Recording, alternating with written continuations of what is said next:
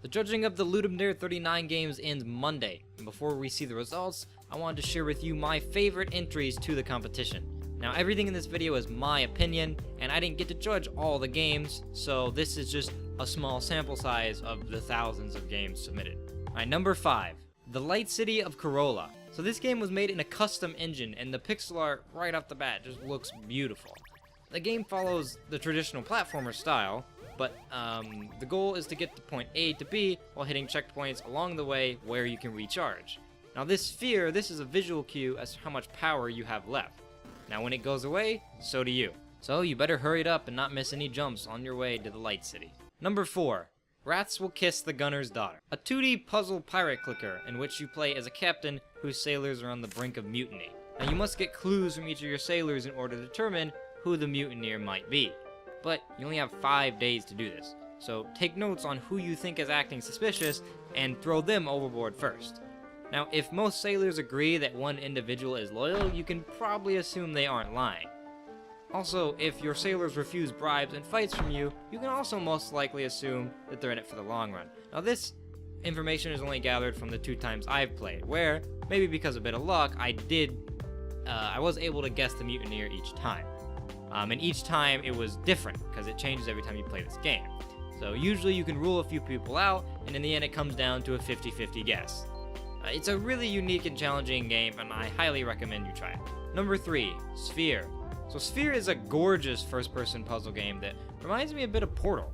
You basically connect the dots with spheres in order to power and open doors. Now I highly recommend you experience the puzzles for yourself, as this game has a really good difficulty curve, and I don't really want to spoil how to solve everything in this video. Number 2, the Music Box. So the last Ludum Dare I played a game called Raven Delivery Service, which made number 3 on my favorite games list. Now this time around, those same people who made that game are back. Now, this time, they made a fantastic puzzle game with a really pleasing hand-drawn art style. Now you need no instructions to play this game, which is probably the best thing about it. You just launch it up and take in all the information and environments and figure it out. Although it might take you a minute, the sounds and music are pleasing enough to keep you coming back until you beat it. There's not much really else I can say about this game, except for when you play it, you'll have a lot of fun. Hats off to the creators of this game. I had a great time playing the Music Box. Now, before we get to number 1, I wanted to showcase some honorable mentions. Basically games that I thought deserved to be on the list, but I just really couldn't squeeze them in anywhere. So, first up is Fuse Cell. Now, Fuse Cell's pixel art is very charming, and as you fly around, blowing up other ships, you'll also notice how great the music, the sound, and the feedback are. It's a really good 2D side-scrolling shooter game. Now what makes this game stand out, however, is the unique mechanic of absorbing ships for power, and for power against the enemy. If you hold E near some, you can snatch them up to recharge and keep your ship shooting.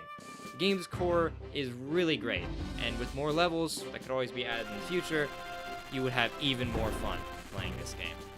So the game that made my number 2 spot on the favorite list of last LD Gem was Small Trek. Now, I was actually only 1 rank off as that game won the compo. Now, the creator Impbox is back in a game in which you connect audio waveforms in order to pass through levels. Now, it's a really unique idea, and there's lots of levels to explore. So if you like puzzle platformers or want to learn about waveforms, check out Ministry of Synthesis. It's a really well-built, smart game. Now, next is the only racing game I judged, called Night Driver. Now this was very refreshing. The game has a real neon 80s vibe, and the music along with the dark, stormy atmosphere really captures the whole mood perfectly. The game is very immersive. Racing against lots of the other AI cars is a lot of fun. Now the physics, although not perfect, make for very memorable moments in the game. Good or bad. So if I had the most fun playing the Music Box, then what takes number 1? Well, number 1 is running Voltgun. Now, I don't know how one guy made all of this in 72 hours, including more levels that I didn't even have time to play. But what I do know is that Sinclair Strange has mastered the process of 16-bit side-scrolling shooters. This game has tons of enemy types, gun types, bosses. It's got great sound, great music, super responsive feedback, and not to mention even more beautiful levels and content I didn't even get to. I could easily see this game being on Steam and getting a commercial release. It's like outstanding. It's mind-blowing. Now practice makes perfect, and near flawless running Voltgun is most likely a product of years of practice. So if you have the time and the skills, as this game is quite difficult, at least it was for me, then please go give this gem a try. Now again, everything in this video was just my opinion, and there very well could be much cooler games out there that I just didn't see. Now all the games on this list are linked in the description if you want to play them, and I'll be making a post-mortem type video once we get the score in for our game, hopefully tomorrow. So until then, thanks for watching, and I'll see you in the next video.